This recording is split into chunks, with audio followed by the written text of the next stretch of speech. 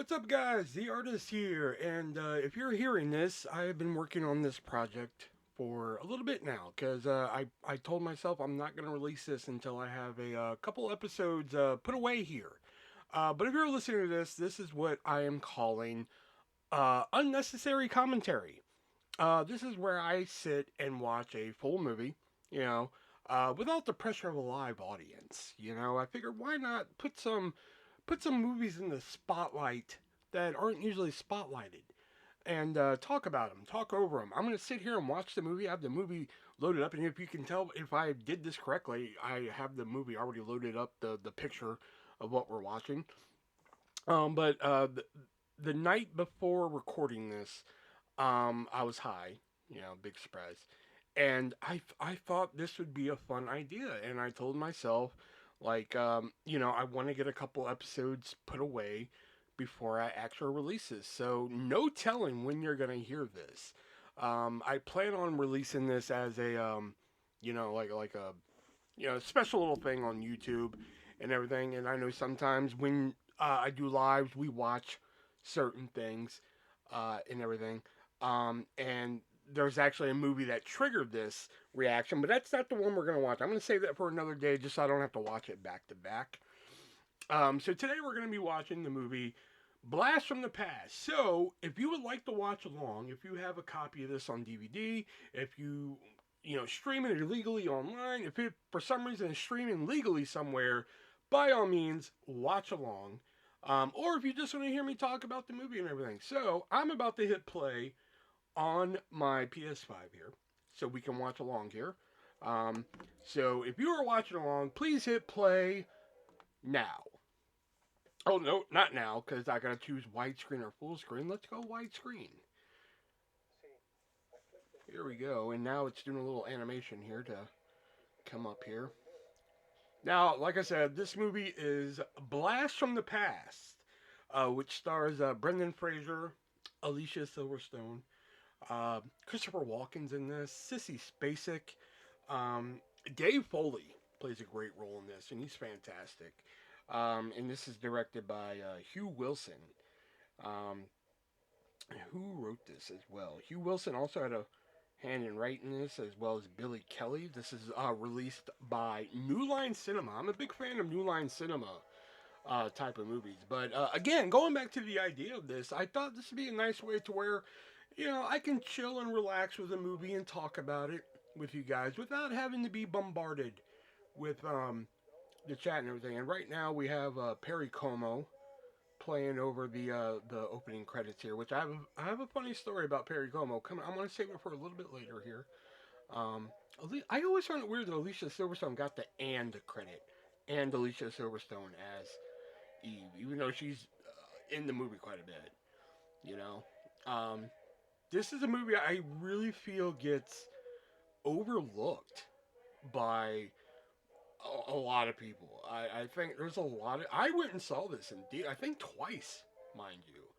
I went and saw. Oh, Nathan Fillion is in this movie. I just saw his name in the credits. That's the first time I've ever noticed his name in the credits here.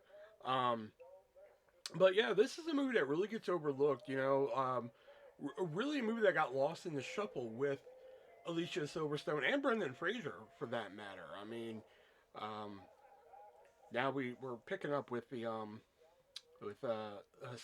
and Walken in 1962 during the Cuban Missile Crisis that happened, um, and that's pretty much the story of this movie. Is that Brendan Fraser's parents believe that the Cuban Missile Crisis happened, and that the bomb dropped, and they are forced into a um, very well done bomb shelter, and they stay in there for 30 years. Their son is born, and played by played by Brendan Fraser. He comes up to the surface for the first time.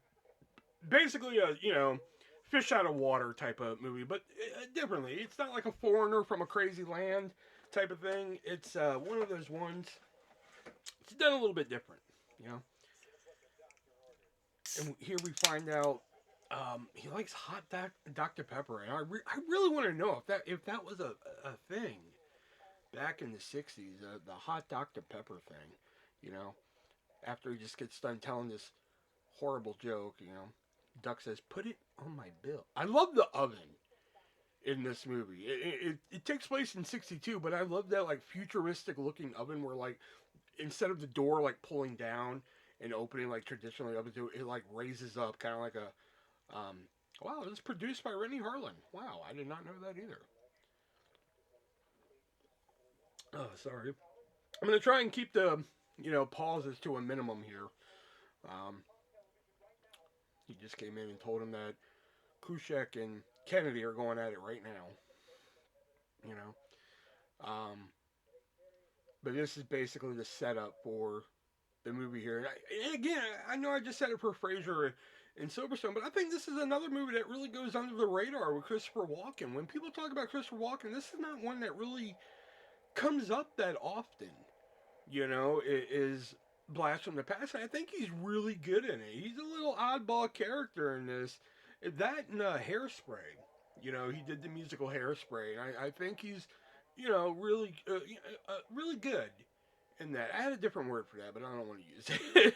But now we see the whole crux of this story. This plane uh, flying over.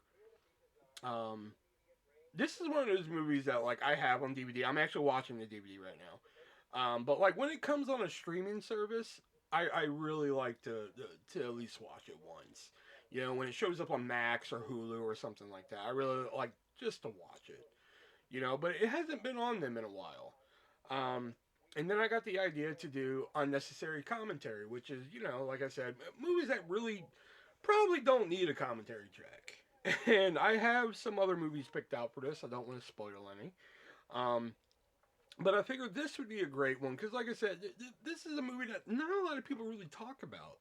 And I think it's a really fantastic movie. There's some funny bits in here. A lot of kooky stuff, great cast, and a great soundtrack. I can't tell you how many times I've gone to go buy this soundtrack, and I just haven't because like some of the songs from the movie, I believe don't show up in the soundtrack, and I think that's what really turns me off from it. And it's Christopher Walken just being Christopher Walken. He's great in this movie. And then you hear that he says he's gonna come back for the radio, which sets up the whole thing, and this beautiful fucking bomb shelter he builds. Like, yeah, it sets it up here. Um, we have yet to be introduced to Brendan Fraser. Maybe this is why Alicia Silverstone got the end credit, um, because she doesn't show up for a little bit here. Because the first like 20 minutes of the movie, it's pretty much Walken and Spacek. And then we get Brendan Fraser a little bit later here. Now I'm watching this on a DVD on a pretty good sized TV. I'm using a PS5 as a player, and I gotta say, there's a lot of grain in this movie. I've never really noticed that type of thing before. When it comes to movies and everything, but this one I can tell, you know. But it's the charm, I guess, of it. Um, Sissy Spacek, I'm not really familiar with a lot of her movies. The only like little Sissy Spacek fact that like I can really jump out is that I remember when Disney of all people announced that they were doing a Tuck Everlasting movie, and the first thing I said to myself, I was like, you know who would be good in that? Sissy Spacek. And lo and behold, that's who they casted in the movie was Sissy Spacek. So I always kind of hung my head on that one. That here's a plane falling down, and falls right in the backyard, just like that. And that's what makes them think the nuclear bomb dropped, and closing them up. And that's where we get the plot from. And he forgot the radio upstairs, so they have no communication with the outside world.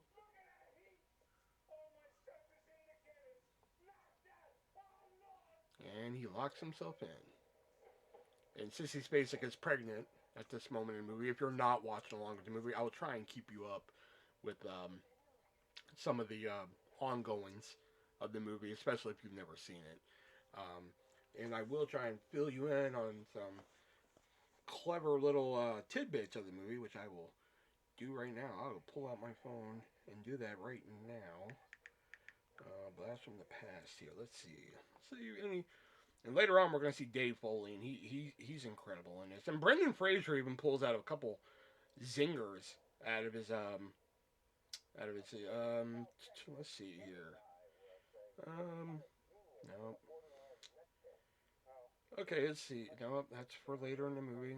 Dave Foley has admitted that his performance as Troy was a direct copy of Riley's character from the Steps segment in his series The Kids in the Hall. Interesting. Um,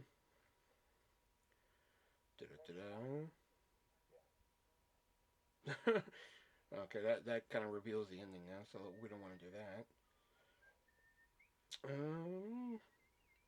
All these kind of reveal plot, and I don't want to reveal any plot here. Oh, apparently Brendan Fraser began filming The Mummy immediately after this. It's kind of interesting. Um,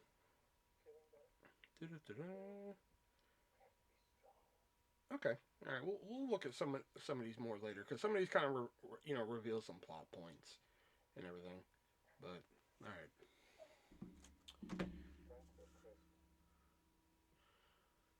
there's Christopher Walken being a downer, just telling his wife all of their friends have been burnt to a crisp. Looking at the graininess in this fucking DVD, on this TV and everything, this movie does kind of look like it was made in the '60s. Given the the the setting of this movie right now, you could almost buy that it was bought or not bought. I'm sorry, it made in the '60s. You know, especially with the grain and everything. Like, whew. And now she's about to give birth to the baby, which they name Adam. Not I. I think do they name him ADAM? They do ADAM. I always thought they should have named him ATAM. But now we get to see some of the inner workings of this huge underground bomb shelter um, that he has built with all these batteries, and he's got fish down here. He's got enough stuff to last him 35 years because that's how long radiation lasts on surface areas is um, 35 years. So he built enough stuff down there, or has enough supplies down there for 35 years. Um, but it's a really nice looking bomb shelter. He built like a quote unquote outside area, bedroom, and this is where his wife asked for ceilings. Yeah, right here. Anything you want. And like again, we hear I believe some Perry Como over this. I get, it comes up later, but uh, Perry Como, comes up a lot in this, and like when I first saw this movie, I thought it was like TV shows that sometimes come up with, a fake pop star or something like that, for their show. Or I thought Perry Como was the same thing. I thought it was like, somebody they made up or something integral to the plot because it comes up quite a bit in the movie. And then I think one night, late night, I saw like a best of Perry Como CD being advertised on CD. I had no idea he was a real fucking guy, you know. Um, but that was shocking to me that like a year after seeing this movie, I saw like the best of Perry Como CD being advertised, and I'm like, he's a real dude, you know. Um, Same thing happened with Slanket, by the way, too. Um, we could see their lives go by here a little bit. We're almost. Brendan Fraser almost could have got a fucking Anne credit too. I love this shot of them. She's pushing a shopping cart through their supplies, picking up stuff. I always kind of love that image of her doing that. It's so good. Christopher Walken using a net to catch a fish. He has fish down there. Like he was fucking ready, man. he was a doom prepper before doom prepping was like a fucking thing. You know, he had fish in a you know a tank down there so they could catch fish and eat, and you know, not to mention all the other stuff they had down there. You know, you know you see in one shot that he had a bunch of Dr Pepper sitting around, and it's just like, you know, soda doesn't last 35 years. I'm gonna tell you that much right now. You know, but and I love how Sissy Spacek puts up, you know, Adam to walk here. He doesn't take a single step and walk and grabs him like, oh my god, great job, kid. Like he doesn't even fucking take a step, but I don't know. It's a little thing. All right, now we get like one of the subplots up here. It's been years now, a couple of years, and we get the we get the malt shop being built on top. It's now 1965, and the construction site finds it.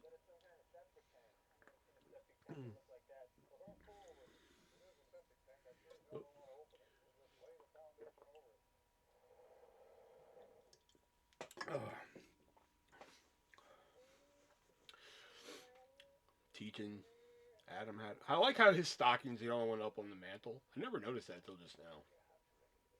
You know, but they're celebrating Christmas down there.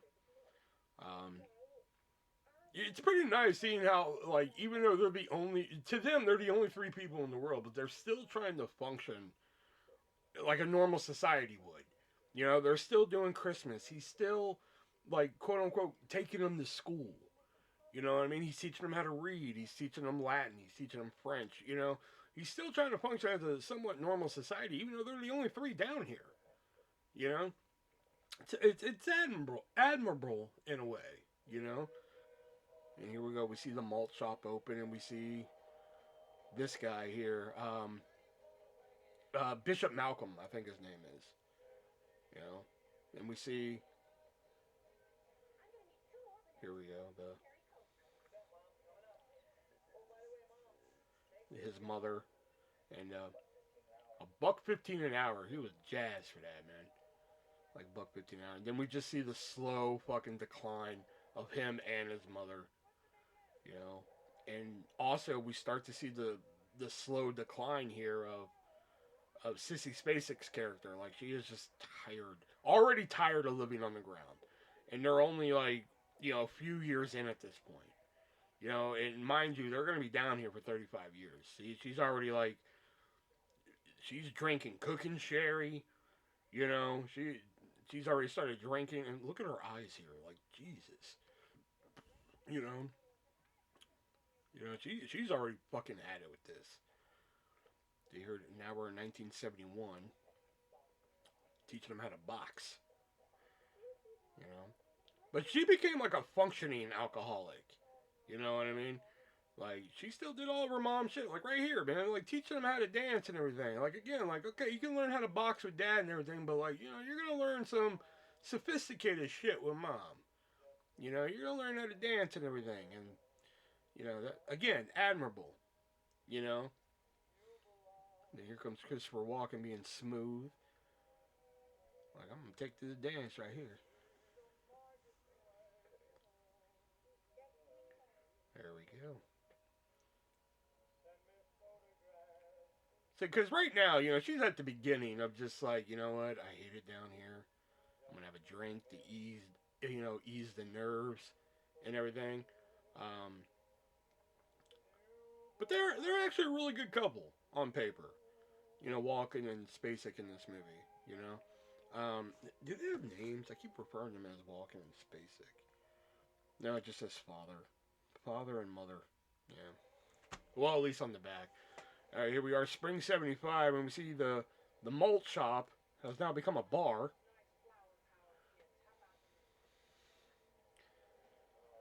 Now become a bar, and he's working at the bar, and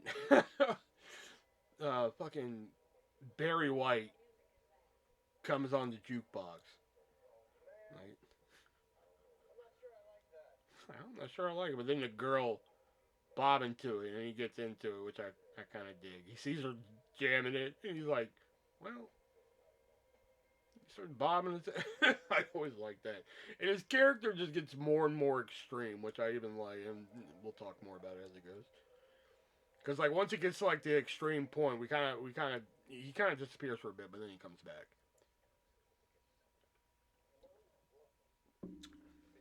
And here we see him teaching him like lumen science and shit, and all of a sudden teaching him about stocks, which you know, keep that in mind. That comes in later. You know,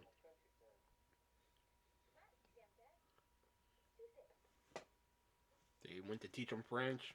Now he's teaching him Latin, and now I don't. This one, this part, I don't know. It kind of seemed like it dragged a little bit to me. You know, like on repeat viewings, it seems like it kind of just drags to me because it's just like, yeah, it kind of shows like that good father son dynamic and shows that they really care about each other. But like, I don't know. I think it could have been. I don't know. There could have been something different. Now we're starting to really see Sissy Spacek's breakdown. She is just playing a shuffleboard and just does not care. You know. And we see another crux of the film here: the baseball cards, which again will come in handy later. And he wants to learn what baseball is, and it's kind of hard describing it when you don't actually have a visual, you know. And Walken trying to describe baseball to him, and he goes through this for years, as we'll see, you know, trying to describe this game to him, you know. And at this point, Sissy's given up. She's passed out drunk, and now we're in 1991, and now the bar is an even more hardcore bar than the one in the 70s. The son has a tattoo on his head,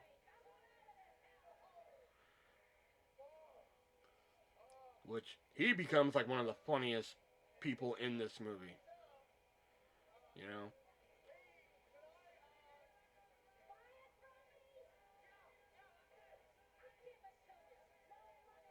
And he buys, well, he doesn't buy the bar, but he's gifted the bar. It's a quick little setup, but it works. I love how it just starts as like this cutesy malt shop, and it just ends as this bar, and it gets like even more bizarre from there. Um, and now it just skips to summer 1995. You know, and they're still talking about the baseball game, still trying to get them to figure it out. We're finally about to see Brendan Fraser. You know, a little bit of 20 minutes into the movie here. You know, because it's now Adam's birthday. See, and they celebrate birthdays down here. Again, it's like a function in society.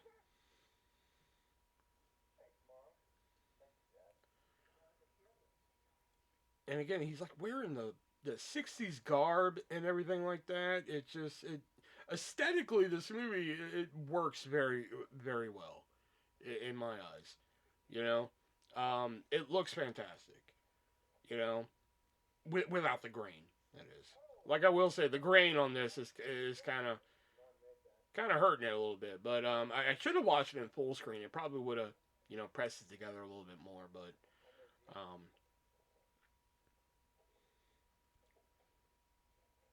and this is all he's known. So these gifts like this are just, you know, they're perfect for him.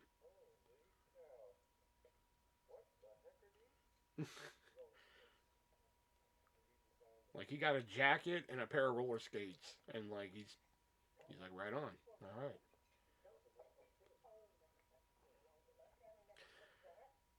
Now they're talking about going up to the upper world, you know, and he wants to meet a girl, and there it is. You know,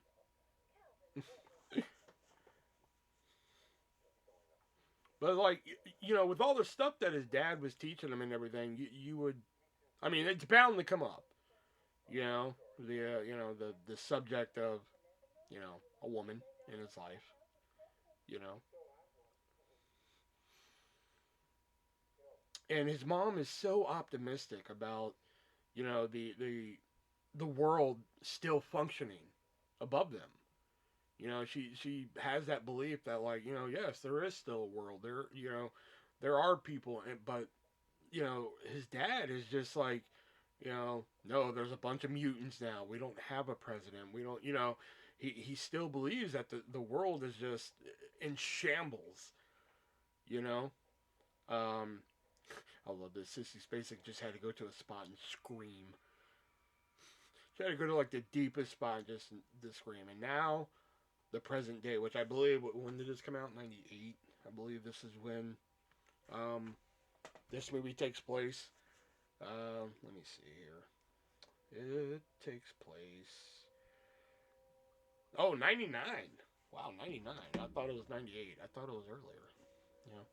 And now their automatic locks have unlocked, and they can now exit if they feel free. And Sissy Spacek, of course, the first eyes that shot open, because if anybody wants out, it's her. You know, which it's coming up here. I mean, they kind of describe it right, but it still doesn't make a lot of sense as to why she's not the one that went. You know,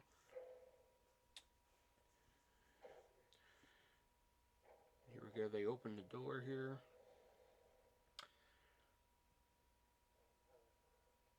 and they're examining everything here.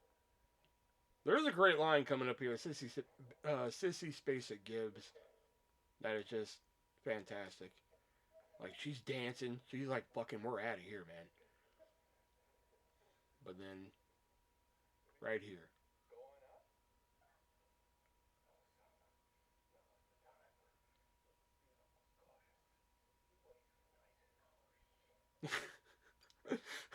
well, she busted out the "oh shit" and was like, "Pardon my French."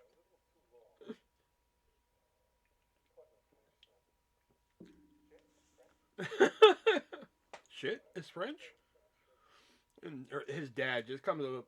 I don't even know if it's a bullshit, a reason. He says like the shit is like an old colloquialism of French and everything. That could be true for all I know, but like it's just great how he came up with it um, on the spot and everything. Um, Now we're back at this bar. It, I'm assuming it's closed now because they're just in there drinking, bunch of homeless people. Would you please shut up? I love this. But now the son, tattoo on his head. Now one of those rambling people you see on the side of the road, and this is where he starts becoming a show stealer. You know,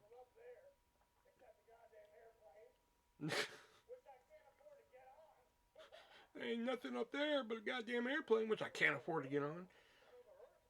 You know, and he gets more people later. It gets better. Like I said, it's a nice little fucking side plot going on, and he actually comes into the main plot as well later. But I mean, if I haven't said it already, I mean, this is definitely one that, like, if you've slept on and haven't seen yet, I highly suggest checking this out. I mean, again, this is one that kind of goes under the radar when it comes to some of the stars in this movie and everything. You got Christopher Walken, the Back to the Future get up here. He's like one step away from, like, my name is Darth Vader from the planet Vulcan. That fucking dude just passing out seeing that guy. Although, I mean, he is within his rights, because, like, if I was in this bar for as long as he was, malt shop, then bar, and all of a sudden a fucking elevator just opened in the middle of my bar with him coming out, I think I'd probably have the same reaction. Him passing out and shit.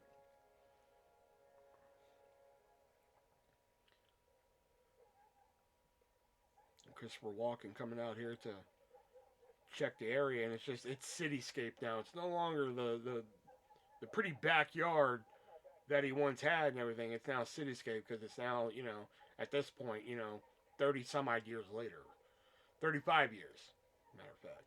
No, wait, because it took place in 62, so 99, so 30 some, yeah, 37 years later, something like that. 35. 35. I don't math very well. Or 36. I don't know. Whatever. You know what I'm saying, damn it. but, but like, yeah, I did. I think when I went to see this in theater, I think I was going to see something else, and like, it was sold out. I think, you know, and walk-in meets a transsexual for the first time. This is 1999. This is before you could, see them everywhere. You know,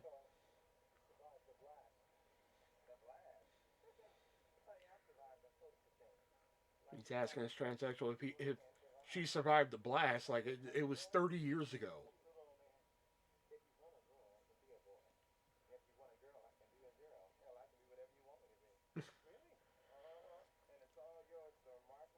So he doesn't understand the transsexual thing. So he thinks that this person can mutate.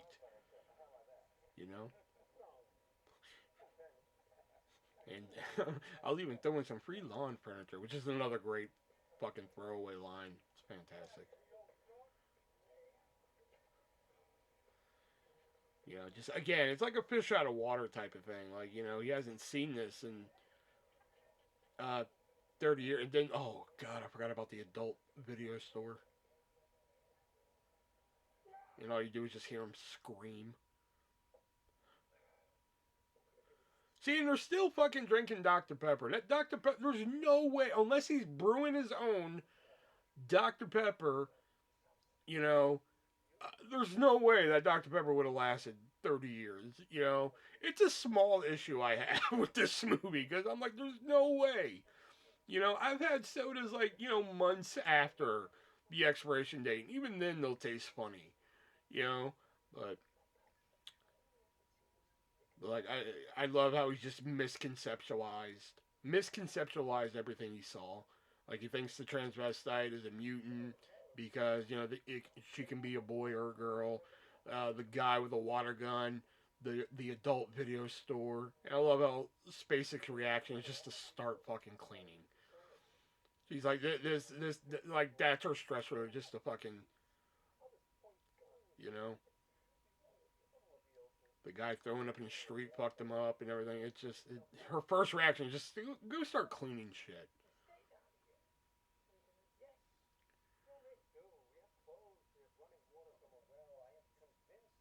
But then, once she heard we have to stay down here, that is it. She was like, 35 years of this bullshit? I don't think so. We're not staying down here anymore. And here's another great sight gag coming up. Like, Christopher Walken has a heart problem. And right before he falls on the cup, Spacek just grabs the cup just so he falls on the table. Which is a great sight gag. You know?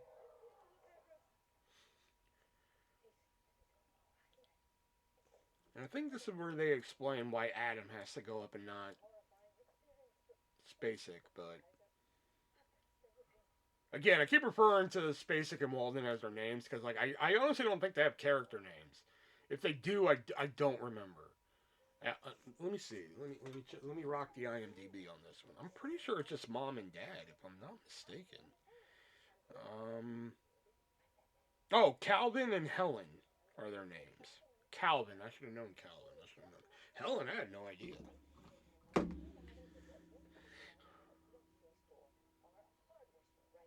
And I love. Here's another great joke she throws in. Like, she's telling him all the places he needs to go, and she fucking throws in liquor store. You know?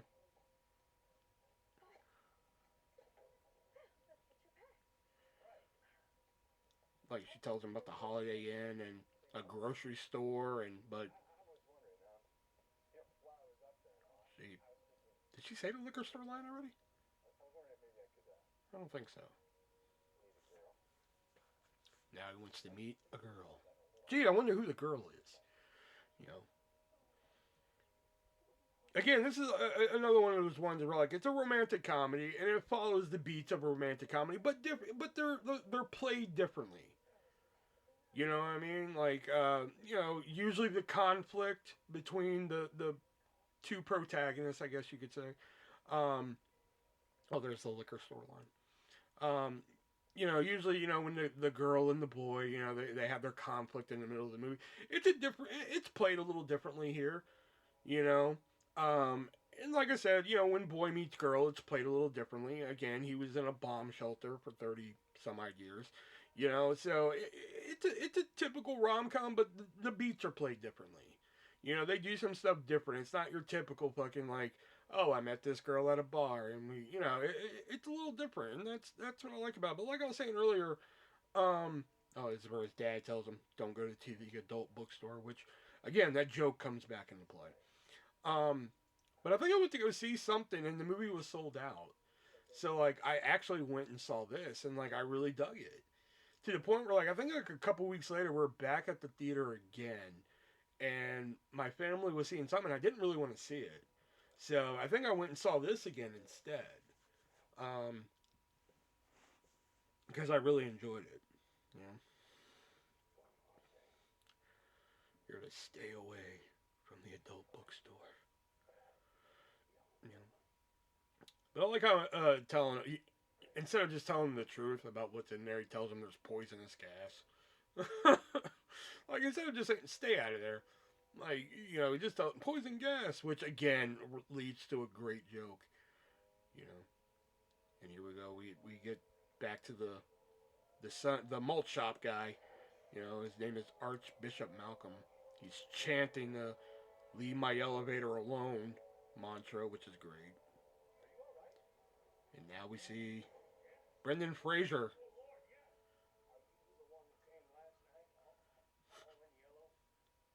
No, that'd be my father.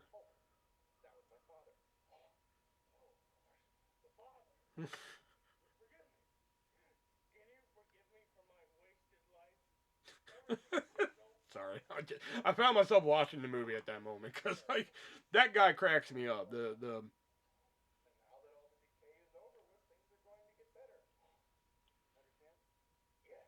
See, I like that it's two sides of a different coin. You know what I mean? Like Adam's telling him from from a bomb dropping perspective, and he's looking at it from like a like God has returned type of perspective, and like it just plays so well. It's hysterical. You know, I guarantee it. Oh, I promise. That's what it is.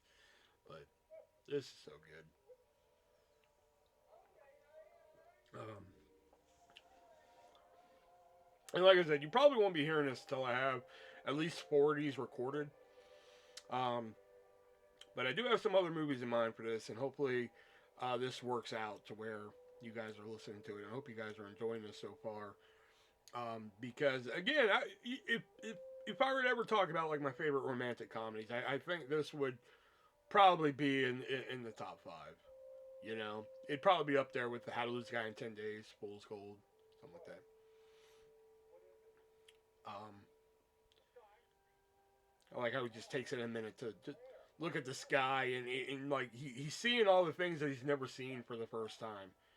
And then this gag right here, this is great. Wait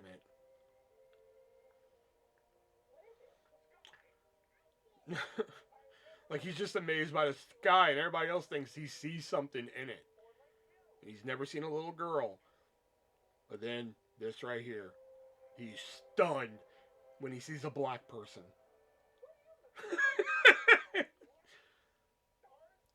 Oh my lucky stars, a Negro. I do all right. Oh my god, so fucking good. You know? And then all he did was see the fucking bookstore and scream poisonous gas and made everybody run. Then he takes off. Like what kind of fucking? Oh my god, so good. Again, it's the simple humor like that which I fucking love in this movie. You know.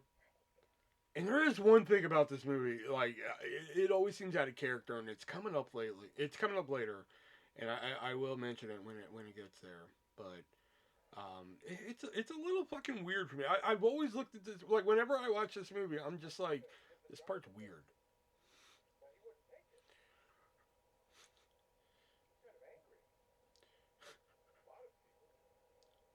See, this is one of those things where I'm just like, I'm pretty sure his father would have probably told him about a bus because they had those in, you know, I don't know. I'm his reaction to a bus kind of always like, I'm like, you know. I don't see him. I don't see him would have got on a bus. I would have saw him. He probably would have kept walking, you know. But I don't know. And he sits next to the craziest guy on the fucking bus.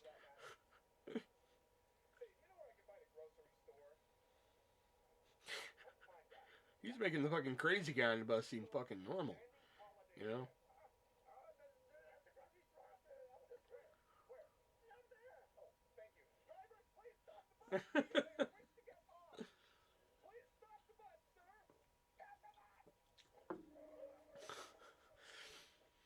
I like how he's like, please stop the bus, and he doesn't move, but the crazy guy screams it and just slams the brakes.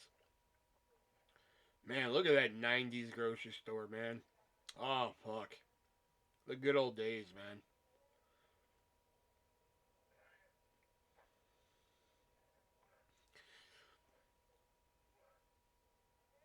Look at that. Remember when you could get lobsters at the grocery store?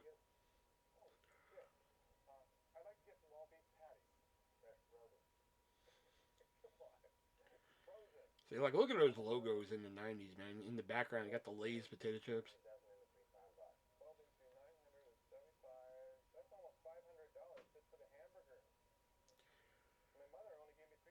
This is another part I think. Again, to the people who have seen this movie, if there are any people who have seen this movie, I think this is another part that goes under the radar. This meat counter guy is fucking fantastic. He plays it so straight. You know, he's fantastic. Like just that look alone. No. Like, will you excuse me? Gladly. Like it's such a small role. I mean, that's a perfect expression. You know, there's that expression like there are no small roles, only small actors, and like that meat guy is like a perfect example of like doing the best with what you got. You know, that guy had like the simplest fucking lines to do, and he was able to like make the best of his time, and like to me, made a simple scene stand out. Because to me, oh god, when he was just like, "May I be excused?" Gladly. Just the flat monotone delivery of that is incredible. You know. And I like how earlier he like fucking makes everybody run away from the poison gas at the adult store, yet he shows up. I know it's like he's trying to find his way home. You know. All right, we're about to be introduced to Alicia Silverstone here.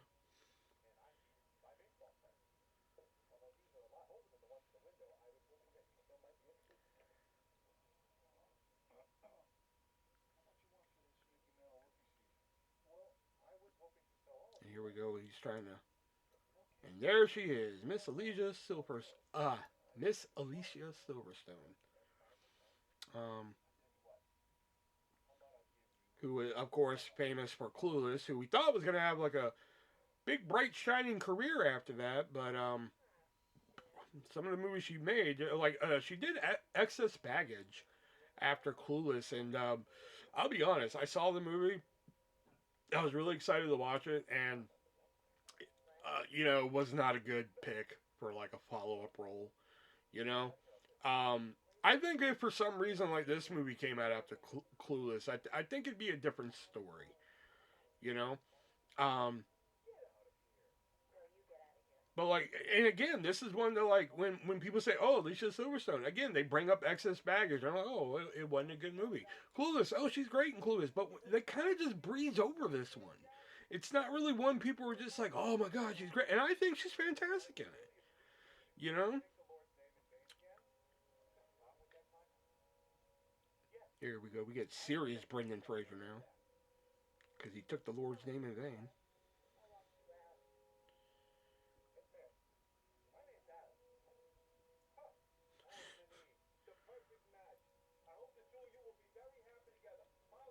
And I love how the first time he ever gets a mental picture is pretty great.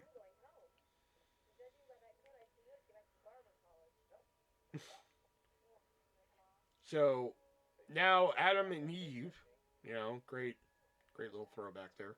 Now Adam and Eve have met. So there we go. He gets a mental picture of what a dickhead is and freaks out.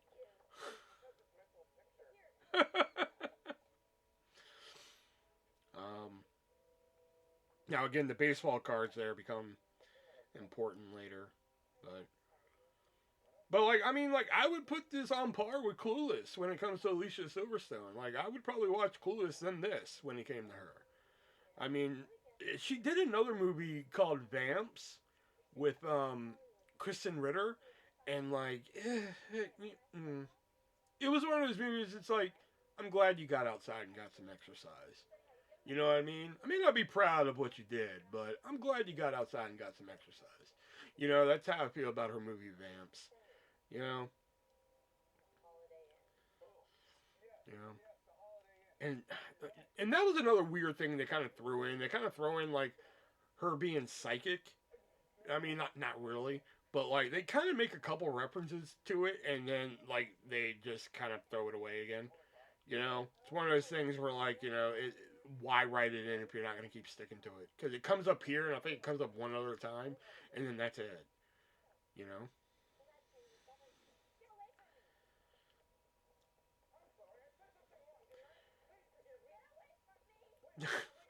She's just booking ass.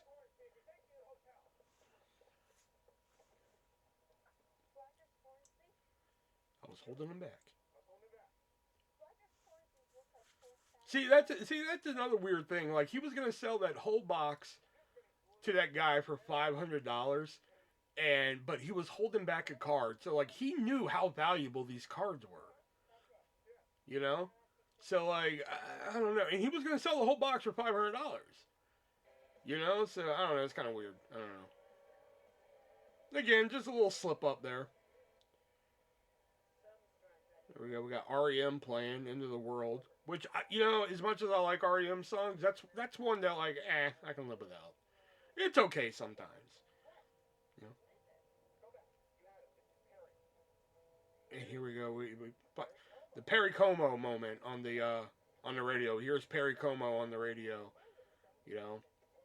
And like, and here's another moment I never knew that like if the character of Alicia Silverstone was fucking with him or not, because in this scene, like obviously Adam grew up listening to Perry Como, and then she's like, "What the fuck? You're excited to hear this on the radio?" And then like all of a sudden she's all fucking jazzy here, and she's like, "Oh, I get so excited listening to Perry," and I'm just like, is she saying that to fuck with him, or does she really like Perry Como? I never really understood it. I always thought she was fucking with him when it came to it. See, like, yeah, she's like, Perry Como always does this to me. And I'm just like, I'm pretty sure you're fucking with him. Because at first you're like, what? This? And then all of a sudden,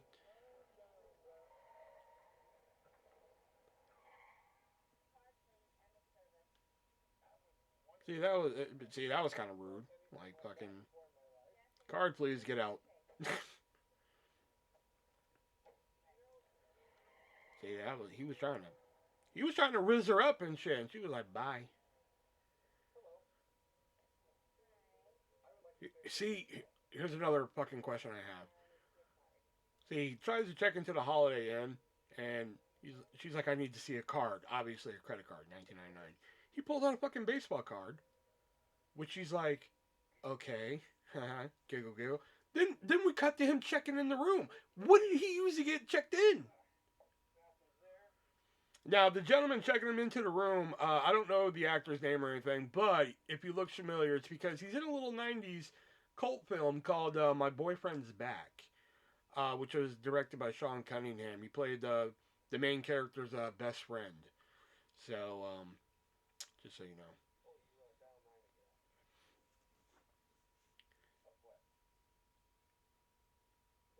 And here comes probably one of the biggest questions I have in this movie. Um, he goes to tip him. He goes to tip him where he's just like, oh, my father's taught me it's customary to tip in this. And the bellhop tells him, like, your father's a very smart man. And just out of nowhere, he gets real serious and he's like, my father's a genius. Like, he got, like, real serious out of nowhere. And I'm just like, where did that come from? I mean, it's obvious that he loves his mom and dad and everything. That's obvious. But the fact that he got so serious around, like, like, oh, your father's a very smart man. My father's a genius. Like, he got so serious about it. That is like the number one fucking question about this movie that has always fucking bothered me. Is like, why did he get so serious about that in that moment? Because it never comes up again. It'd be one thing if like somebody else says something about his father and he loses his mind or something, but it never comes up again. He never gets that serious about it again. You know, so but a couple of small things that bother me about this, but it still didn't take away from my complete enjoyment of this movie because like some of the performances are great. Like I said, Dave Foley, who comes in later, is fantastic in this, and of course Alicia Silverstone's great. Christopher Walken's fantastic in this movie. You know, I love that he's kicking back watching a fucking suntan lotion commercial.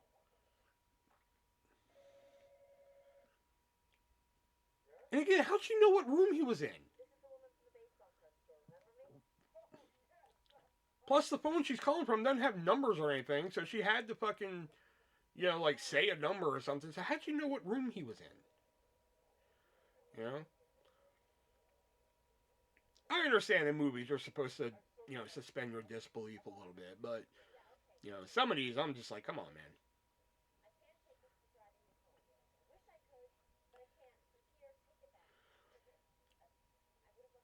I like how she couldn't take the baseball card because of her conscience and everything. I'm sorry, but $4,000 to give you a ride home, you would have never saw my ass again, probably.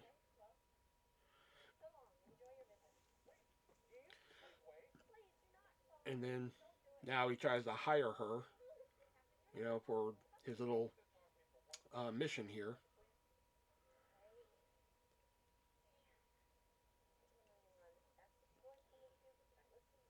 Like, I keeps checking his breath and everything. You put your hand down.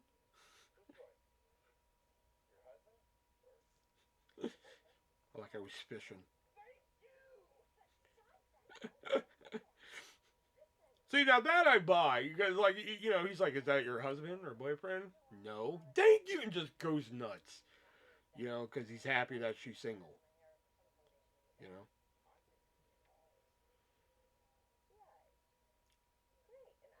See, she's talking about people who love her ass or her legs or something like that. We all know what I like on her. Fucking the hair. Come on.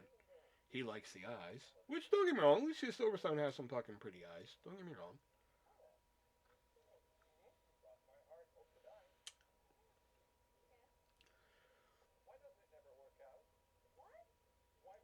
Now we're digging into Eve's past relationships here and why they don't work out. You know, because she's a vain person, from what it sounds like. You know, uh, the beginnings of course, Frasier and or Adam and Eve's relationship, I should say. You know, um, not really a lot to say during these scenes here, though. So I'm sorry if I'm trying to like, if I'm dragging here, but he basically hires Eve to help him sell the baseball cards and shop for the stuff for his family in the bunker. and she gets him to give him $1,000 a week. And then we hear another great song from the soundtrack, "I Will Buy You a Garden" by Everclear. Great song, which I believe is on the soundtrack, if I'm not mistaken. You know, I like how she's wearing the same shirt from the night before. Like they went right to work. I love how they sold pipe tobacco by the fucking like case back then. She's still wearing the same fucking shirt. You know?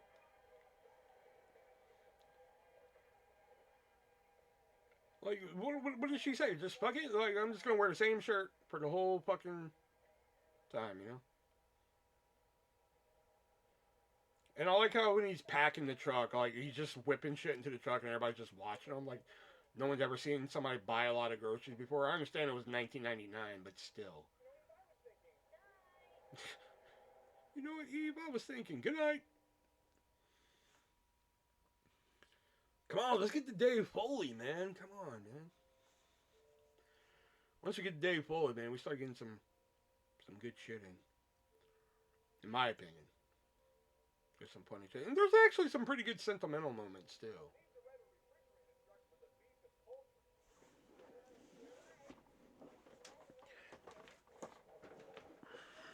All right.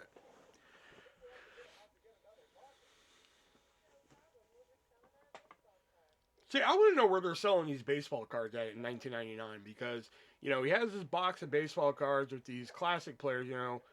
Willie Mays and Mickey Mantle and everything like that. So like, I want to know where exactly he's selling them to get like these ungodly amounts of money for him in 1999. Where he's getting like $4,000 for a baseball card and everything.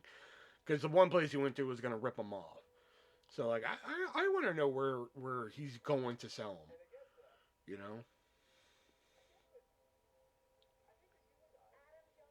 Oh, he's trying to mac on her, and she ain't having it. You know. But I think there's a nice little trivia quote about the baseball cards here. Um, Let me see here. Let's see. In 2015, a Mickey Mantle rookie card sold for over $525,000. I think in the movie they said it's worth $7,000. Um, I think there's another baseball card one here. Um, or maybe not. I could have sworn there was another baseball card mentioned here. Uh, where is it at? I just saw it earlier because I skipped over it because I didn't want. Okay, all the valuable baseball cards in Adams' collection are actually inexpensive modern reprints from the 80s and 90s. Oh, there we go. Well, duh. I think we could have probably figured that out. You know. Um. Okay, there we go. There we go. Adam digging deeper into Eve's you know, relationship background here. And now she's gonna help him find a wife. You know. And he wants to marry somebody from Pasadena. No mutants. And she took that as like, okay, no dogs. Because when he left, it was told like no mutants because they thought the bomb dropped. You know.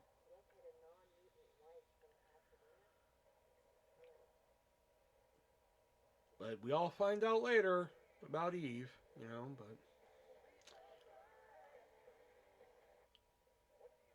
and I think that song just playing for like a half a second um, um, is actually on the soundtrack.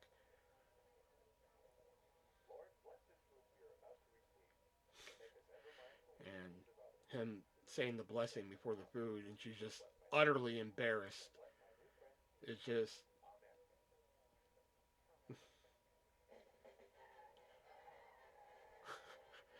Adam learning to drive, and I actually seen somebody hit a sidewalk like that recently. She is furious with Adam's driving here.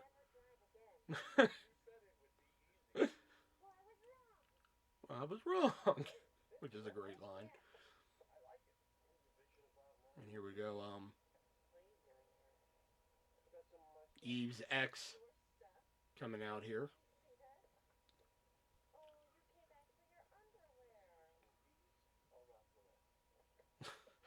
Use a ruffler, and you automatically see Adam's like ears perk up, as in like, huh, and it sets it up for a great gag.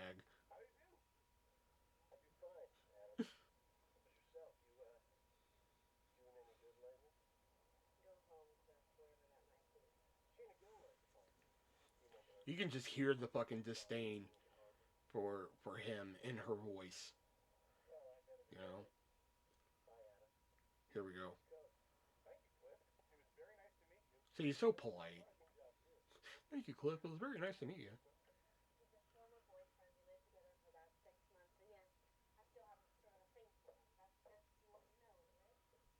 No. I was gonna ask you why he likes to wear another man's underpants, which is fucking again just a great fucking gag.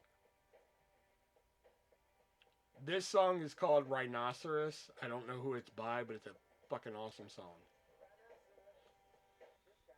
There he is, the great Dave Foley, star of news radio, Kids in the Hall. He has a recurring role in the middle. Fucking very funny guy, and he's great in this movie. He plays the gay best friend. You know, and he's meeting Adam for the first time.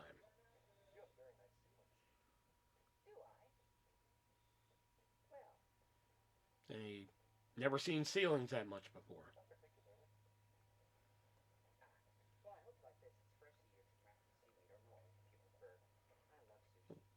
I love Lucy.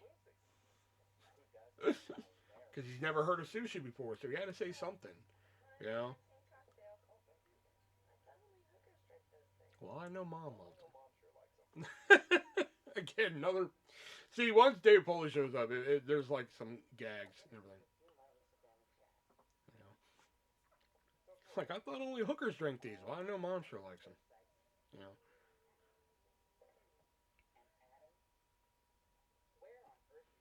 And this is where he starts lying, says he's from Alaska and everything, but then that's where. Um, See, here's the psychic payoff again. You know? And then after this, the psychic thing does not show up again, I don't believe. If it does, I don't remember, but I'm fairly certain the amount of times I've seen this movie, after this, the psychic thing does not show up again. It's like they wanted to include it, but like it just I don't know. To me it just didn't work. Like the movie could have worked the same without the whole psychic thing. You know, like this scene could have worked even if like Brendan Fraser's character would have been like, well maybe Eve can guess where I'm from. It still could have worked. You know, I don't know. The psychic thing was a little weird for me.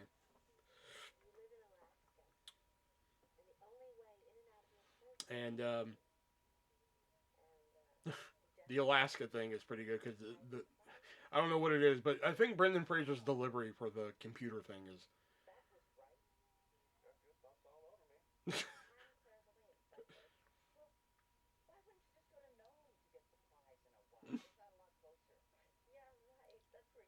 Sorry, I found myself just watching the movie at the moment because I love this scene. Tells him he's gay, and he's like, "Well, good for you." Well, we try.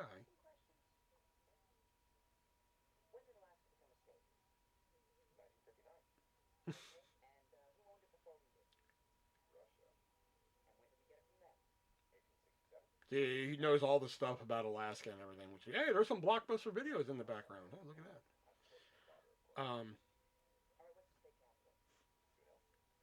See, he keeps like he knows like all the Alaskan geography and everything. But here's the delivery that I'm talking about coming up. He just takes off like, I'm gonna go. fact check this. I don't know where he's fact checking because when did Google become like really big? In the house? No, it's in the backyard actually. See, he's always so polite. He's like, "Can I be excused?" And he just takes off so we can go see this computer in the house. You know, because in the '60s weren't like computers like ginormous or something. I don't know. They weren't common in the house, obviously. You know, Sissy Spacek back having her cocktail again. You know, now she's going up. She's like, I have to see what's up top. You know, and we're gonna see our man again. We're gonna see Archbishop Malcolm. You know, here's the elevator. Now I love how his setup gets more and more elaborate throughout the movie now. Like first it's some candles and like some prayer candles and everything. Now he has like a sign that says "Leave my elevator alone." It's all lit up and shit. like who are you? I'm the mother. And now he's got like a whole cast of followers and shit. Oh my god! It oh this little fucking like B plot, I guess you could say. Tambourine. Oh my god! It's just. Mm.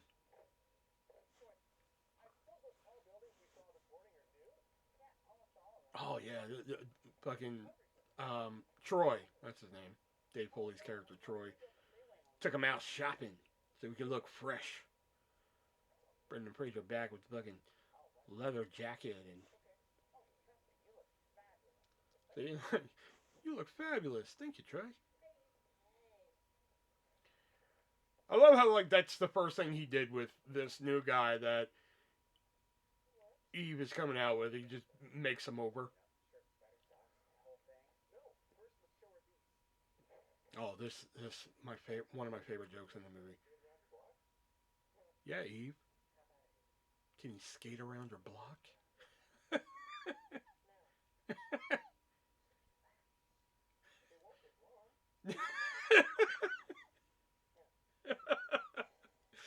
Come on, it won't take long. Oh my god. Another great song. See the Sun. Another great song. I love listening to this song when I watch the movie. You know, um, I should really buy the soundtrack. I really should. Like some movie soundtracks are available on streaming. And some of them aren't. And this is one that like I get pissed off that it's not. Because like I would fucking rock this soundtrack. There's a lot of great songs on it.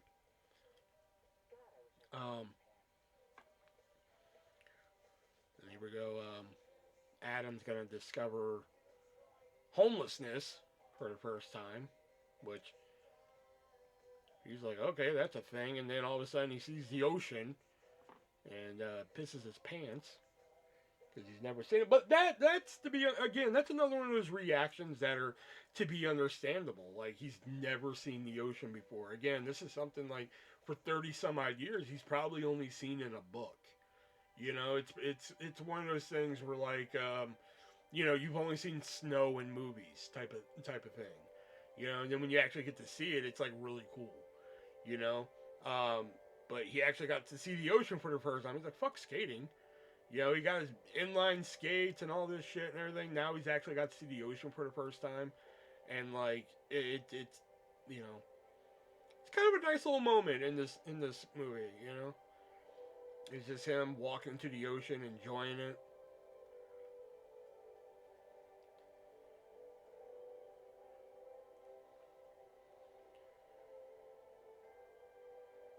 I guess if you've seen the ocean for the first time, it's pretty cool. Like I'm not a ocean beach type of person, but in this context, it makes sense. You know,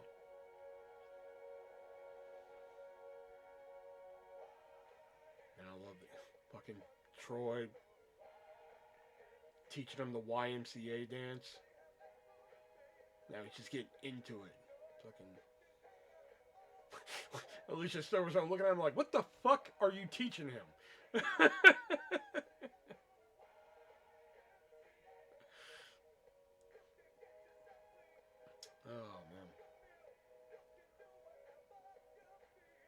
Now, okay, see, they've been packing stuff in like storage containers and everything. Do they have refrigerated storage containers for the meat? You know? I like how they have drag queen cheerleaders and it's never fucking brought up. And he finally understands baseball. But like they just have drag queen cheerleaders never fucking brought up. And this is 1999. If this movie was made today, like fucking that would have to be explained in a way. You know, 1999 they just said fuck it. This is just something that happens.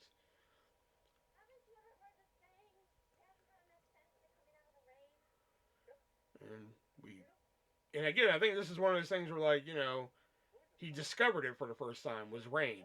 So he's just sitting out here in the rain enjoying it, thunderstorm and everything. So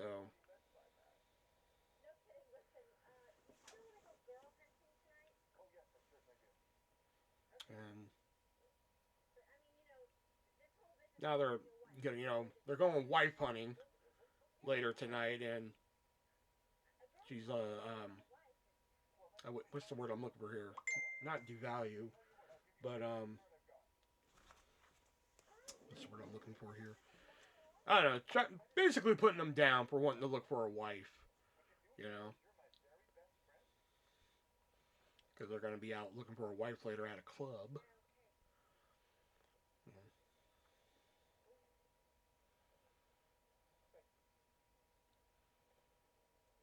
Alicia Silverstone does look good in this movie. I'm not gonna fucking lie, man. Here we go, Club 40s, because fucking last few years of the 90s, man, the fucking the swinging 20s came back for a little bit, man. You know, the big swing music and shit was back for a little bit.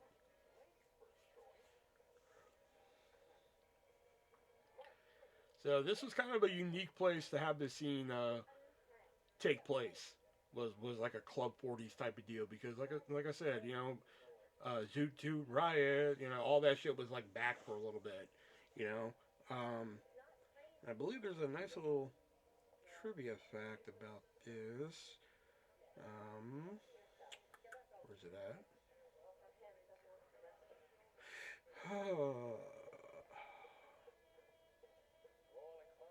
Oh, okay. Wait a minute. We gotta wait for that scene to happen. Okay.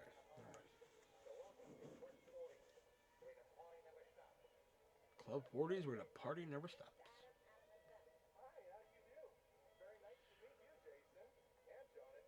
I like how.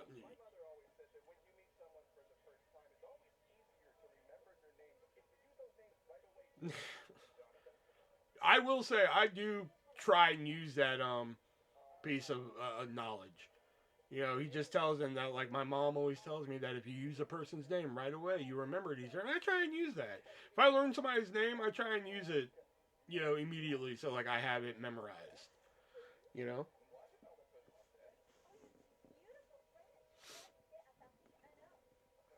Alright, here we go. He's meeting Sophie the whore, apparently. And this is where we start to see Eve get a little bit jealous. Is Eve falling for Adam? We don't know yet. You know? But she doesn't want him, you know, talking to Sophie, I believe.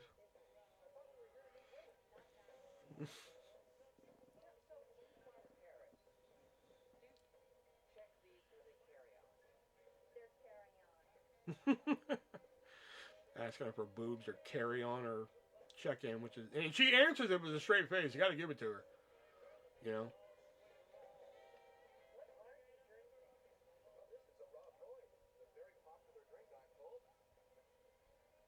I like how he's used his time on the surface world to just try like different drinks and shit. Like now he's drinking a Rob Roy, you know.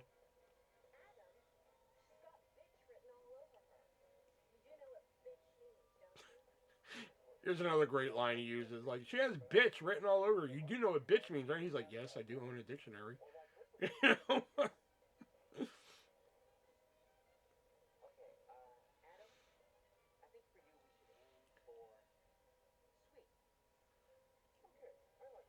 So yeah, I like how they're hunting for like a woman here. See, and again, this is like a different like route that a rom com takes. You know, normally it would focus usually on Alicia Silverstone's character and Brendan Fraser getting together throughout the whole movie. But it kind of takes a different route. She's actually helping him find somebody, and they end up together. Which I think some other romantic comedies may have taken a similar route like that, but not a lot. Um, you know, like I think now they start planting the seeds for like, okay, Eve's a little jealous of, you know, the women that he is trying to mac up and everything. Um, you know, and they really hammer it home later. But they do a good job trying to like plant some seeds. They're like, oh, maybe he isn't gonna get with her, but you know he is. You know.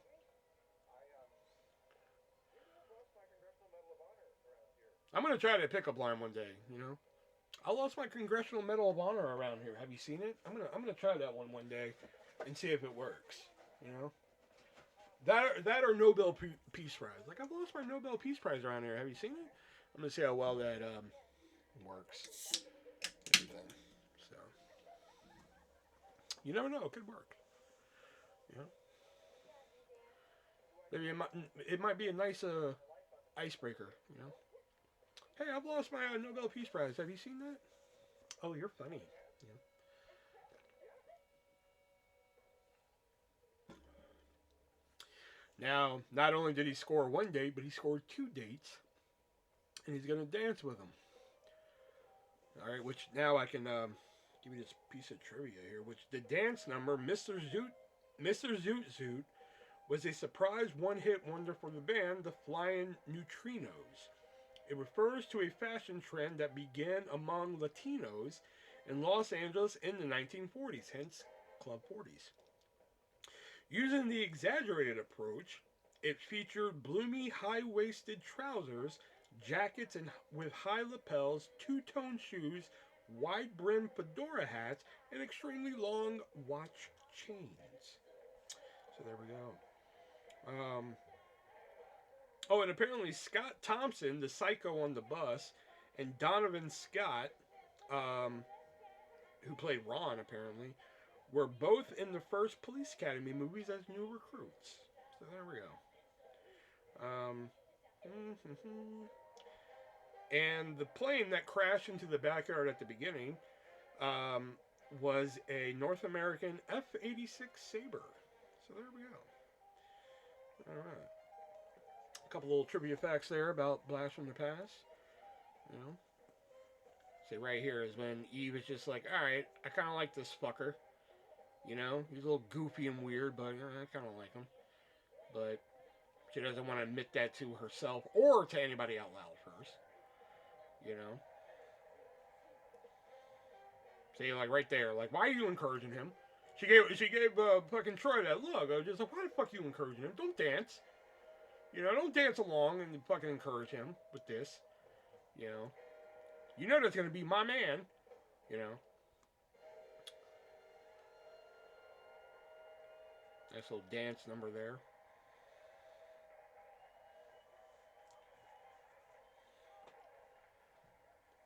See, she's like, oh no, you're done. Get out of the pool. You're done.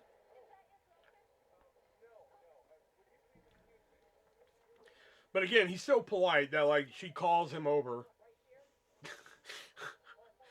Go pee. What? Right here? I just thought I'd check. But like he's so polite that even though that Alicia Silverstone is not his girlfriend, he's like, I should go. You know that delivery. I have to go to the bathroom. I love that.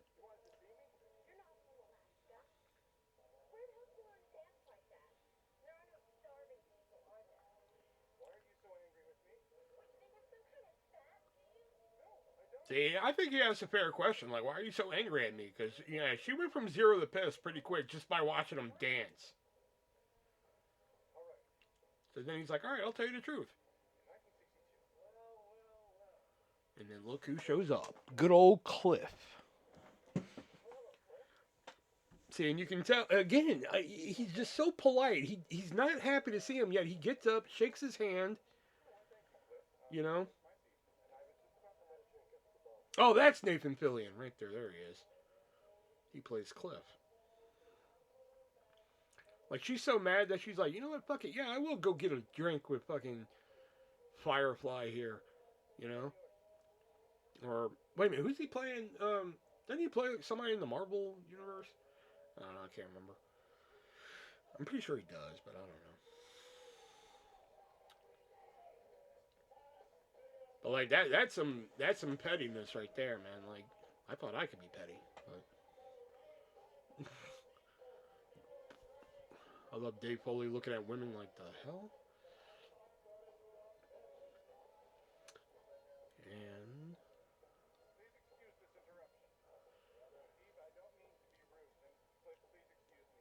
so yeah, twice he again the politeness from him.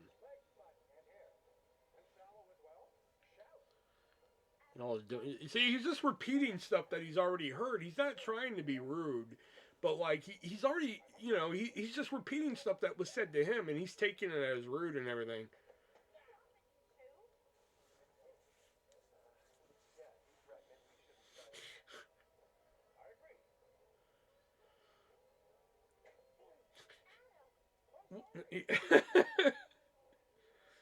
I love that. He's like, I do know how to defend myself.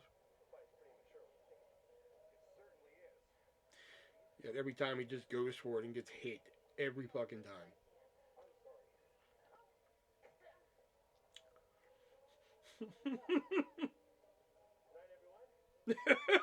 Well, good night, everyone.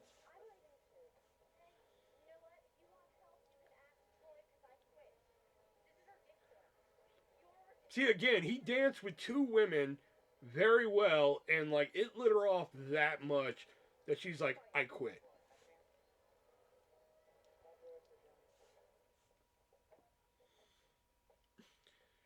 She was like, I'm fucking done with your ass.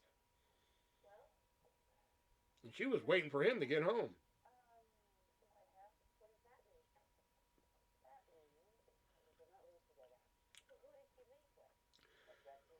And we find out Adam did not leave with Troy, but who did he leave with is the question.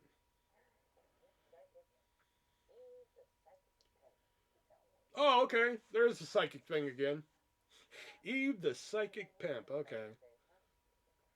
But again, it's kind of just mentioned. You know what I mean?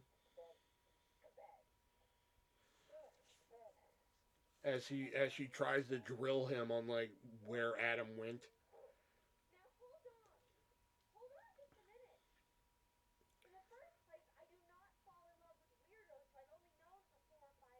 Yes, you do. See, like Dave Foley is like the fucking unsung. I think him and Christopher Walken are like the unsung heroes of this fucking movie. Like, I think if you go into this movie, like once you get done watching it, um, you're gonna the big takeaways from the movie. You're gonna leave. You're gonna leave like, oh man, Dave Foley and Christopher Walken were great. You know what I mean? Don't get me wrong, everybody's great, but I think like really those are gonna be the two. You're gonna be like, I really enjoyed those two, especially Dave Foley because Dave Foley's just great in this movie. His deliveries on some of his lines or anything, and plus like his character aspects. Like I said, the first thing that he did with Adam the day after he got to know him was take him for a makeover, which was incredible. You know,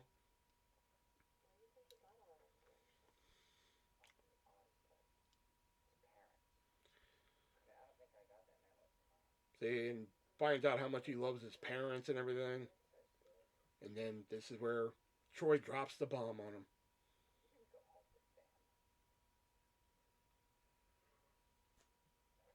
He went home with Sophie,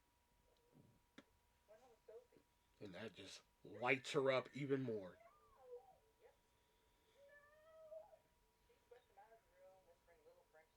Like she would have rathered him go home with like two dancing chicks and have a fucking threesome, you know, than fucking Sophie the fucking French whore.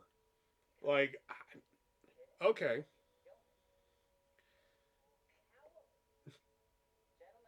gentleman coward. See, he's so good in this. I can't say it enough. You know, she's like, I'm gonna go get him. Surprise! I think that fall was a little much for that.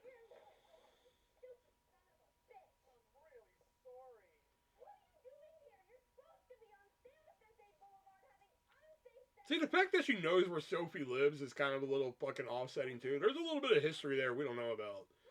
Like she knows Sophie's a whore, which is one thing, you know. But the fact that she knows where he lives, I know, I know.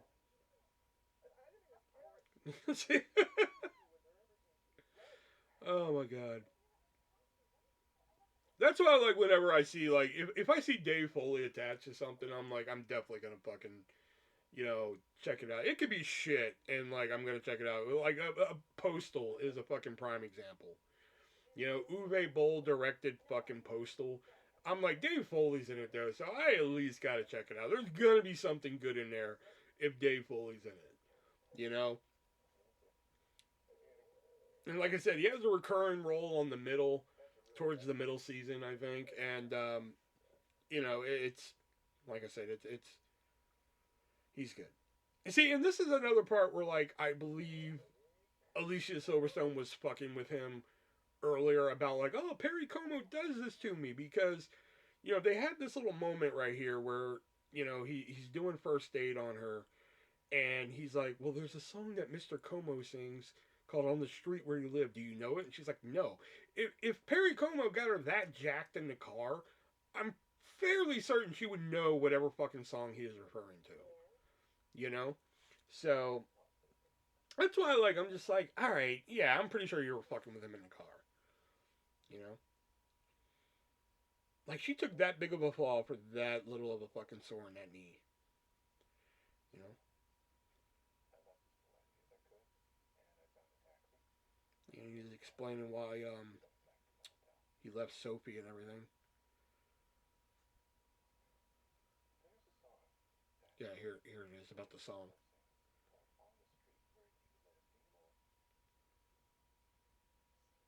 Yeah, she's like, sing it to me.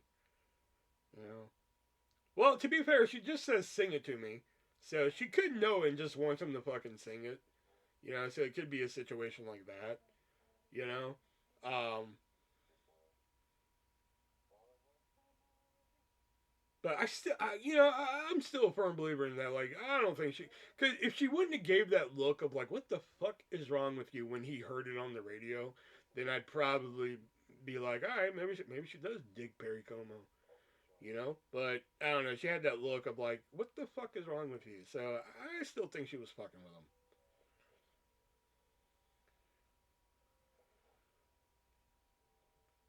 And there it is. They finally kiss. Adam and Eve finally kiss. We can wrap this movie up and go home. So you think. But now, Adam's gonna drop the metaphorical bomb on him. You know? About where he came from and what he's doing here.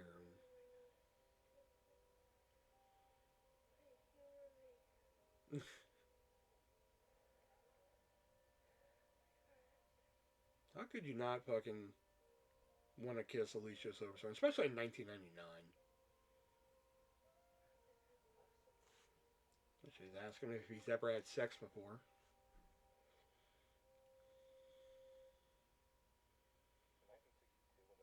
And there it is. A fallout shelter. I've been calling it a bomb shelter.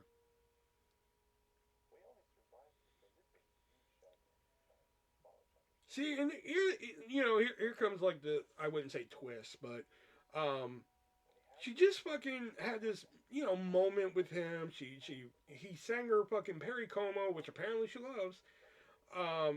But like this fucking triggered her obviously more than the fucking dance did because of what she fucking pulls next.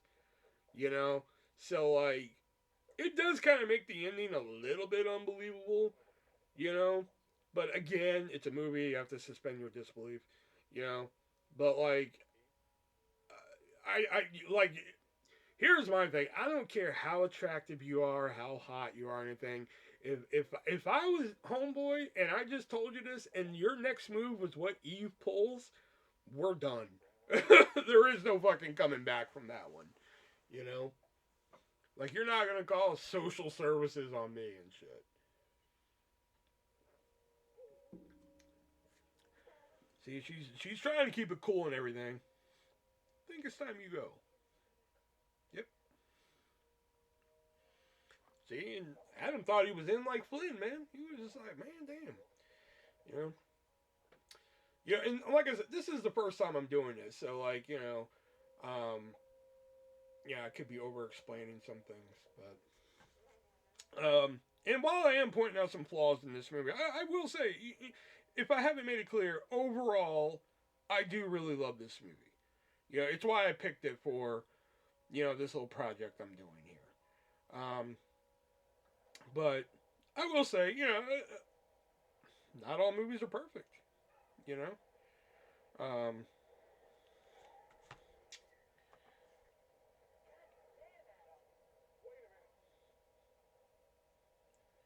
oh,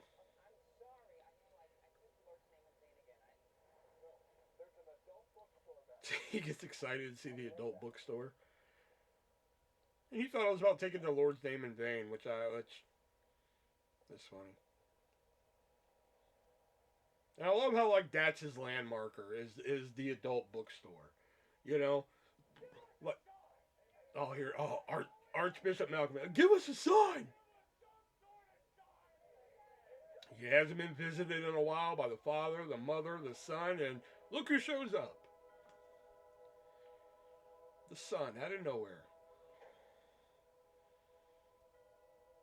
And again, I think the reaction is valid. He passes out after he was just saying like, "Give me a sign," and boom, passes out. And all right, here we go. Alicia Silverstone's character Eve has now called social services.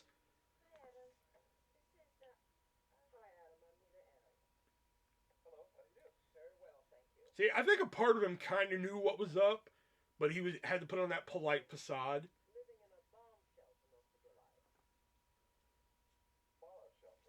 There is a difference.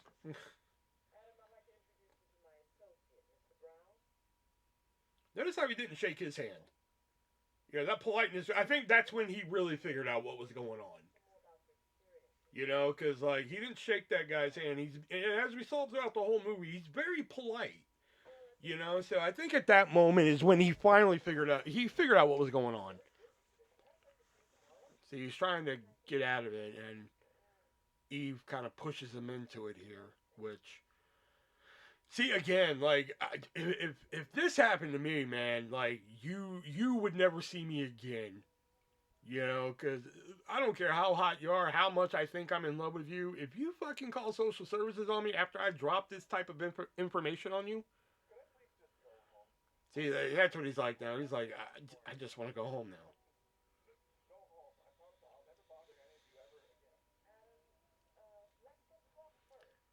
And I just love the line deliveries here. Yes, ma'am. You can hear like the disdain, and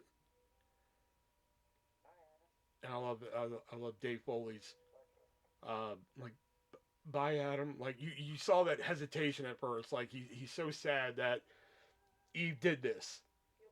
You know, that bye Adam. You know, and he's pissed.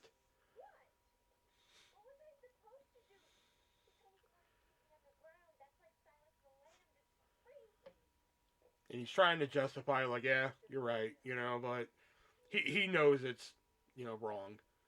And there he had him taking off. Big boy chasing him. Look how fucking rustic that cell phone is, man. Like fucking the cell phones we have today, and this is 1999. She had to pull the antenna out and shit, man. I never had a cell phone where you had to fucking pull out the antenna and everything. It's insane. All right.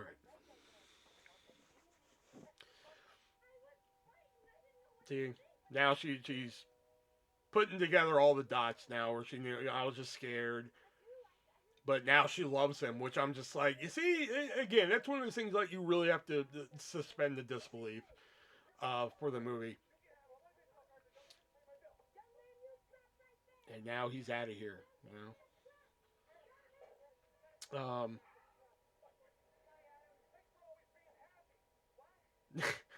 I love that.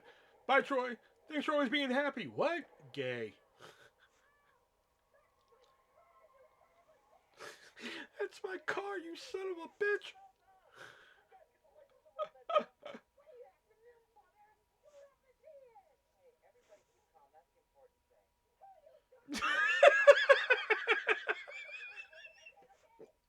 Everybody keep calm. That's the important thing. Who are you talking to, you son of a bitch?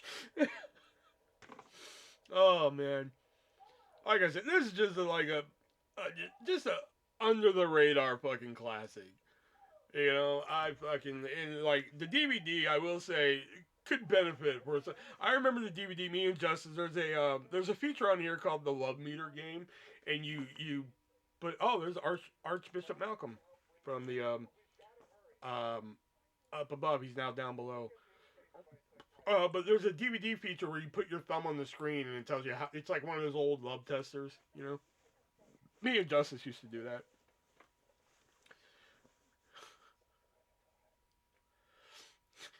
I love that. You have something on your forehead. I know. I'm being chased by a therapist. That's terrible. I know. See, he left something in there, and I'm kind of curious what that pallet he left in the storage container was. You know, I love that we had time to go, fucking empty all the storage containers while running from the quote unquote therapist. But like he didn't have enough time to go to his hotel and like get the very few clothes that he brought up and everything. But he had time to go fucking empty all the storage containers with all the food and everything. You know, kind of some weird choices there, but because like that would have took some time to go empty all those fucking storage containers. You know, this is where all right, there's the stock certificates there that Troy just picked up, so I can actually read the little piece of trivia on the stock containers that Adam got earlier. But Adam has stock from IBM, ATT, and Polaroid. Let's assume the stocks were purchased around 1962, the year of the Cuban Missile Crisis. In 1999, the movie was released. The IBM and ATT stock would be worth a fortune, but the Polaroid stock would not. It was about $22 in 1962 and $22 in 1999. In fact, the company went bankrupt in 2001.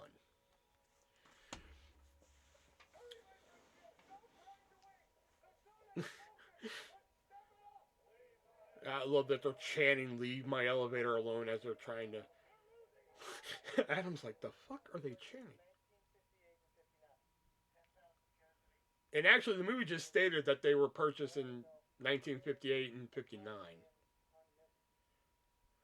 You know,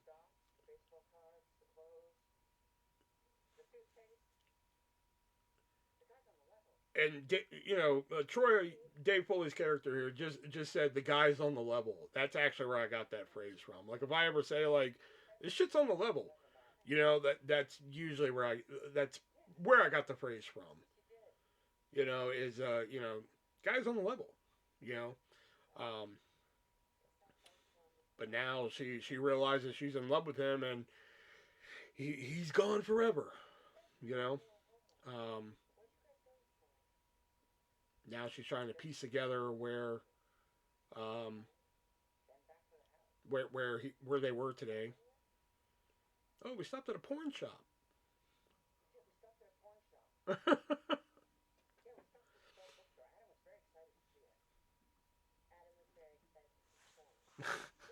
Adam was excited to see porn.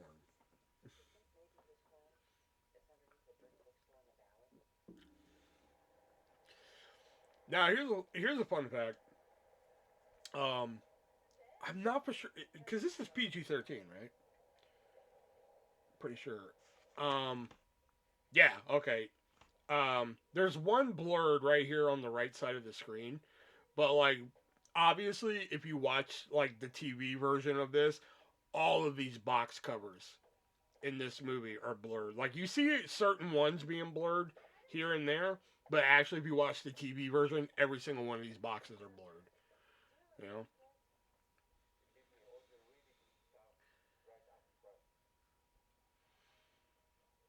Like, see, like, there's a couple in the background that are blurred. There's one right here on the right side that's blurred. But like I said, if you watch like the TV version, every single box, regardless of like how tame it is blurred in the porno store.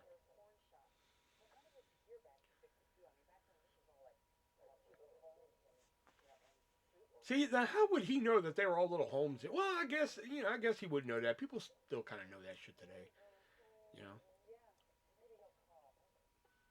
And he did call. Leaves this heartfelt little message for her. But again, like again, like I understand it was like one of the first women he's ever met and everything. But again, she called social services on him. This man like fucking poured out his heart to her. Like you're the one and shit, and like I love you, and like this is my life. I was born in a bomb shelter or a fallout shelter. Da, da, da, da. And she's like, oh okay. And the next day call social services on a grown man. Like I don't know. That would take a lot of fucking forgiveness, a lot. And like I have very little fucking forgiveness in me, and like that'd be a tall sell, or a hard sell, I should say, because like I don't know if I could forgive somebody for that, you know. Maybe if I told somebody that and they're just like, okay, fuck off, that I could buy. But like them just like calling social services and then me forgiving them and going back to them, nah, not for me. But it still makes a good movie. She's like, wait, did I just see him?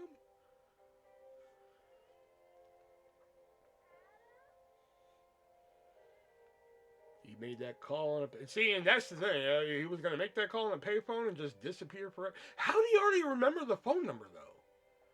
Well, I mean, at this time, I think it's been like a month, so I guess he could have remembered the phone number. You know, and there it is. They embrace. You know, they embrace and kiss again. This time they're in love, and she's in love with him back. No social services this time. And if you are for some reason watching along, your kids at home, that's a phone booth. Just so you know.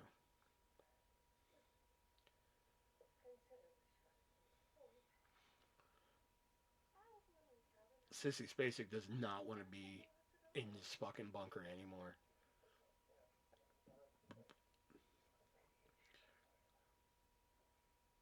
But like, it's kind of bleak looking at it because like they were setting the lock for like X amount of years. They knew they weren't going to be down there long. You know.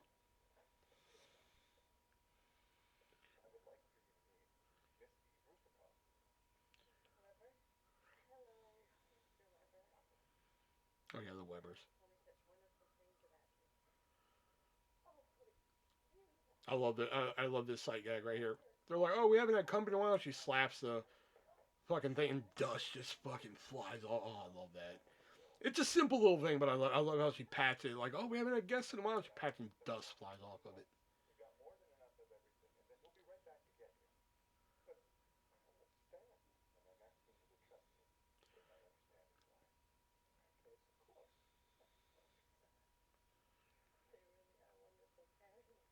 I like how she's hung out with them for like 2 minutes, and she's like, they are great parents. Like, you've hung out with them for 2 minutes, you know?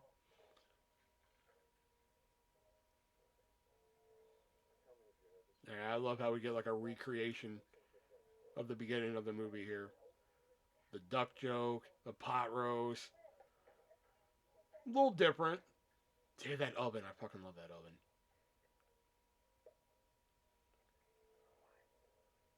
See, I love it. He's now getting the sex talk. Like, you figured somewhere along the line, he's taught him Latin, he's taught him French, he's taught him baseball, but he has yet to have the talk with him. See, and that's another thing that like I think she said just to make her happy. I don't think she's really from Pasadena. I think she just said that to make Adam's mom happy. You know what I mean? So I think you know it's like the Perry Como thing again. I think she's just saying the shit that he wants to hear.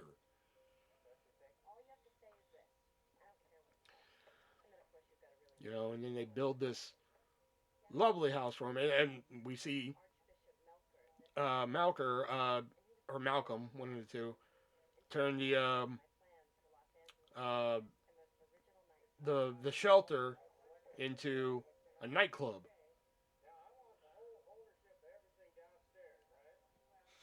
And he turns the old Fallout shelter into his office, which is great. I want the whole ownership area. I want that downstairs. You know. See, with like the unlimited money that he had, you would think that. I mean, I knew he wasn't going to build like a gigantic house for his parents, but I don't know. I expected something a little bit bigger, you know, for his parents and everything. You know. But we're coming up on the ending here, so if you guys have watched along with me, hopefully you guys enjoyed this movie as much as I have. Like I said, I have pointed out a few flaws in it and everything, but I truly do enjoy this movie, and hopefully you guys enjoyed this idea. Unnecessary commentary, movies that probably don't necessarily need a commentary, but I'm giving one too. Good old Troy there, showing them what a microwave is. Because like when did microwaves come out? 70s. See him walking, just sticking his head in a microwave just to figure it out. And I love how like even though they had all this money to build the house, they still built it in like a '60s aesthetic, just so that like they wouldn't be culture shocked too much. Yeah, they have a microwave now, but like you know they're still living in their own time, and she still fucking freaks out on him.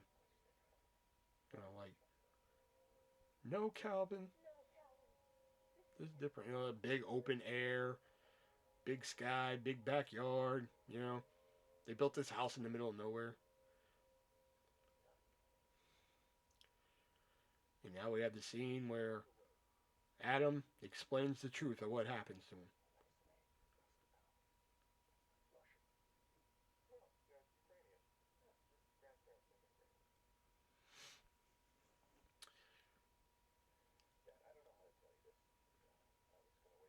But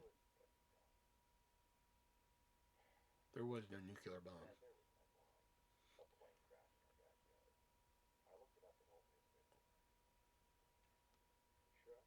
He ripped the band aid quick off on that one, though. He could have beat it around the bush on that one, but he ripped the band aid off quick on that.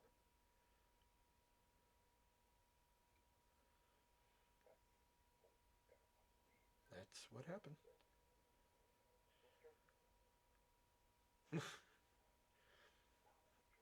I just love his reaction to the ending of the Cold War.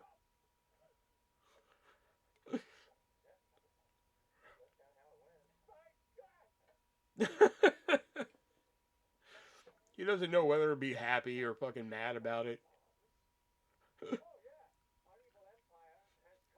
Brendan Fraser just has to take it. Just like, yep, I knew he was going to act this way about it.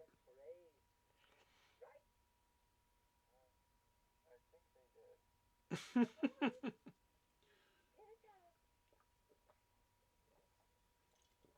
yet again, making another pot roast. But he took it well. At first he didn't. You could tell he took it kind of rough. But then once pot roast was on the table, he's like, all right, I guess I can get over it. You know, but, and then Eve's final narration.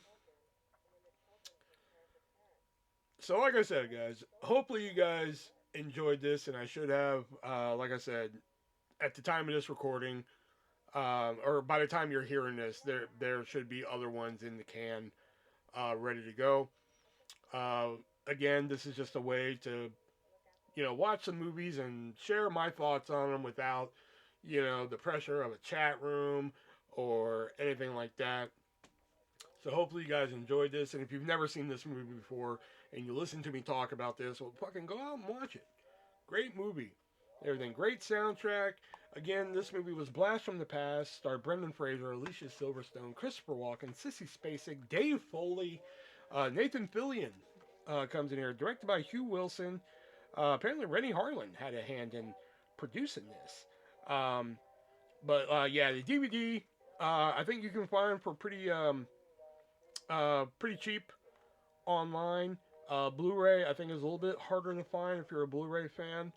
Um, so yes.